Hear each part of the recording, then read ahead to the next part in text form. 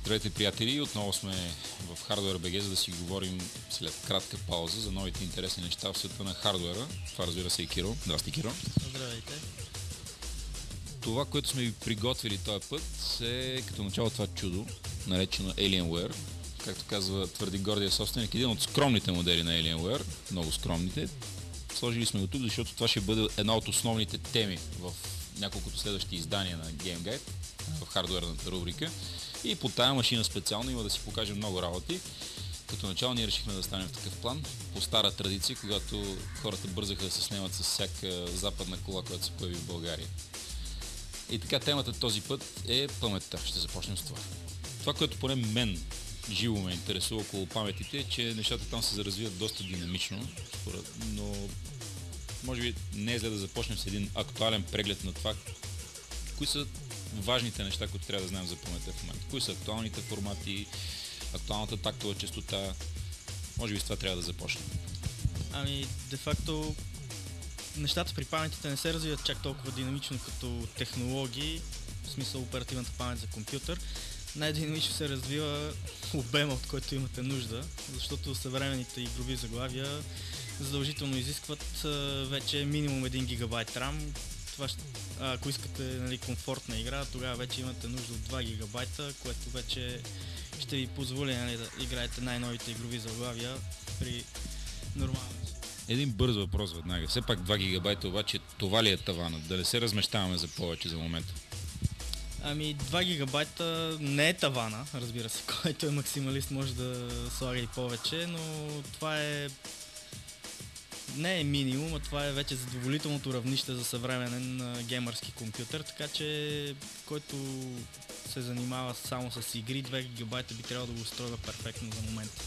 Добре, нека да почнем тогава от, нека го наречем така, ниския клас памети в момента. Какви са техните характеристики и съответно да преминем по някои от по-екзотичните модели, към тях да преминем.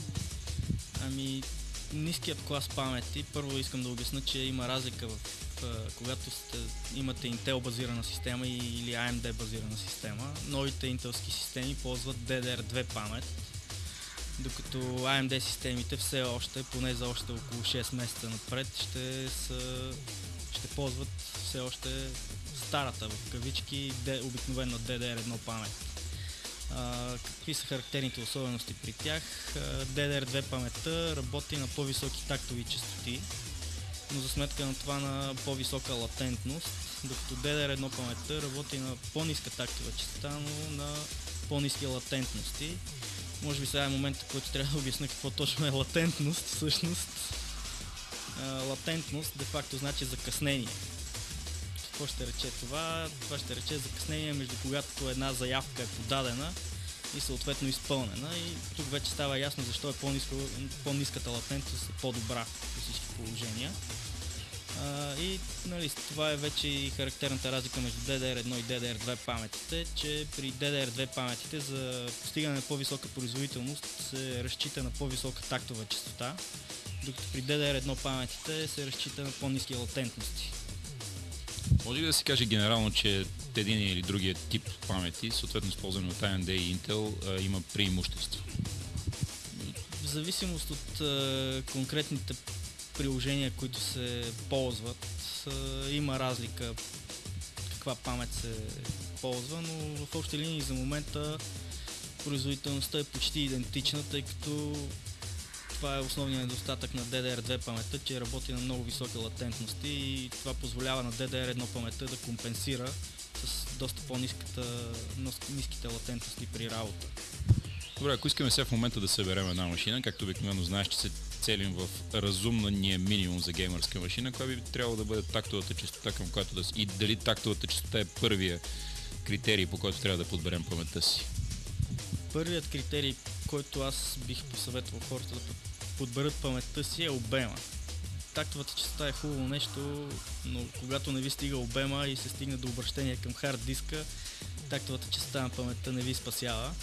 Затова първото нещо, което искам да посъветвам зрителите, е да се целят минимум, ако играят игри, да се целят минимум към 1 гигабайт памет. След това тактовата честота, в зависимост от системата, която ползват. т.е. ще сглобяват, дали ще е AMD базирана или Intel базирана. Съответно минималната тактова честота на DDR2 паметите е 533 МHz, а DDR1 паметите, минималната тактова честота е DDR400. Съответно вече има и други модели, по-високоскоростни в двата типа памет, които разбира се идват и на съответната по-висока цена. Окей, ако това е стартовото ниво, какво би препоръчал, когато наистина парите не са проблем?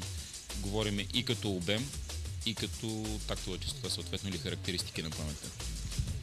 Тъй като при новите Intel базирани системи и AMD базирани системи имаме така нареченото Dual Channel, т.е. двуканална работа на паметта, минимума трябва да са 2 броя памет, т.е. 2 стика, за да се възползват от тази двуканална работа на паметта и съответно, както споменах, най-добрият вариант е 2 стика по 1 гигабайт, за да имате сумарно 2 гигабайта памет и за да може да играете всичко при поносими условия. Приготвили сме ви няколко класа памет, с които още ви проследяват еволюцията, най-общо казано, на паметта през последно време, нека така да го кажем. И Киро ще ни каже повече за това каква е разликата между тях, дали наистина тя е чак толкова драстична, защото разликата определено има в цената. Въобще ще ни спомене повече за това, доколко са полезни някои от най-екзотичните модели памет, които в момента са на пазара. Стандартната памет, която може да видите тук, не блести с нищо особено. Работи на стандартна тактова честота DDR400. Това конкретно при този модел, което е хубаво, е обема, той е 1 гигабайт. За съжаление, когато имаме гигабайтов модул памет, в най-общия случай, за да работи коректно самата памет и системата, се налага латентностите да бъдат повишени поради големия брой памет, който е организиран в този модул. И затова производителността, която може да се очаква от такава памет, не е особено висока. Другият модул памет, който съм приготвил, е DDR500. Малко по-висока тактова честота на работа има. Това е 512 мегабайтов модул, като точно заради този по-малък обем памет позволява латентностите да са на работа да са по-ниски и съответно да изкарат по-висока производителност, но за сметка на обема памет. Аз забелязвам един изцяло нов елемент, доста лъскав. Тая метална плочка върху паметта.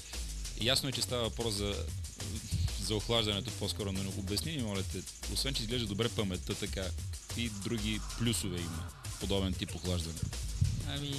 Това всъщност е точно така нареченият heat spreader, който има за цел да разсейва топлината, която генерират чиповете при работата на съответната по-висока честота и ниски латентности, но по мое лично мнение този heat spreader по-скоро възпрепятства охлаждането на паметта, не спомага за нея. Това вече е трудно да се прецени, така или иначе, ако паметта ви работи на висока честота при високи напрежения и ниски латентности, е добре паметта да се охлажда активно, т.е. допълнителна перка отгоре, което вече за стандартните потребители не е добро решение, вече за екстремистите те си знаят. Това, което каза, важи само за този конкретен heat spreader или по принцип за heat spreaderите? Мислиш, че като цяло те са по-скоро не чак толкова необходима екстра? Като цяло те са по-скоро декоративна екстра, не са чак толкова необходима екстра.